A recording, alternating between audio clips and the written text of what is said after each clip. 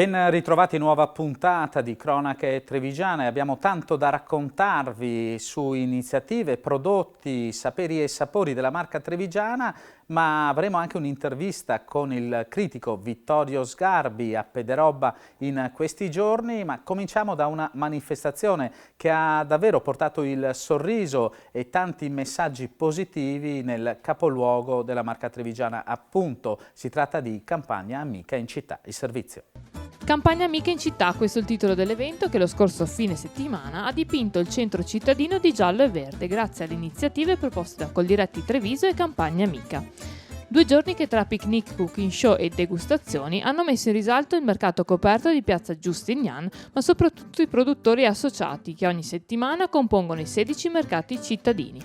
Tra le iniziative più spettacolari del fine settimana anche la competizione con Dragon Boat, che nel fiume Sile hanno dato il via alla prima sfida di Campagna Amica tra territori, grazie ad equipaggi formati da associati e dipendenti dell'organizzazione agricola più rappresentativa della marca trevigiana. Abbiamo voluto che Treviso si colorasse di giallo-verde questi 2 giorni con appunto le aziende di Campagna Amica in città, che faranno vedere quello che tutti i giorni producono e lo racconteranno, si confronteranno anche col consumatore, anche il consumatore stesso, il cittadino, avrà l'occasione di conoscere al di là del prodotto anche le aziende, le famiglie, le persone che ci sono, che lavorano. Ad aprire l'evento un convegno dal titolo Think Food Make Farm, voluto da Giovani Impresa Treviso per parlare di innovazione e idee di successo che guardano ai nuovi futuribili bisogni del mercato. Credo che sia stata una bella occasione per ascoltare e per essere anche motivati nel volere nelle proprie aziende appunto migliorarsi, crescere,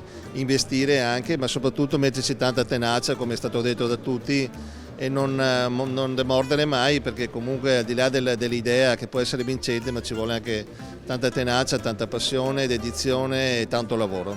Siamo pronti ad iniziare il confronto anche con gli altri settori produttivi.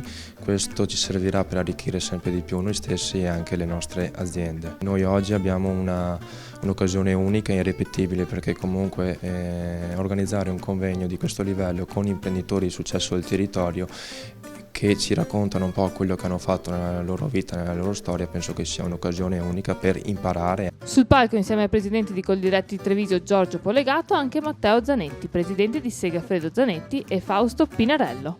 Io vengo da un settore che sicuramente innovazione ne aveva conseguito, perché non dimentichiamo che noi italiani siamo gli inventori orgogliosamente del caffè espresso in tutto il mondo, perché poi si è sviluppato anche ad altri settori del caffè, quindi il caffè americano piuttosto che in altre, naturalmente in tutto il mondo sostanzialmente si è espanso in una maniera, devo dire, con dei tassi di crescita che non ci aspettavamo. Oggi, inserendo una capsula in una semplice macchina e premendo un tasto, si può ottenere lo stesso risultato, quindi è una grande innovazione anche in un settore tradizionale come il caffè. Crederci sempre, non pensare soprattutto o solamente al guadagno immediato, ma capire cosa piace fare a loro, la passione, e sono convinto che prima o dopo i risultati arrivano. Mi piacerebbe che questi ragazzi giovani capissero soprattutto che dovrebbero rimanere in Italia, qui c'è molto da fare.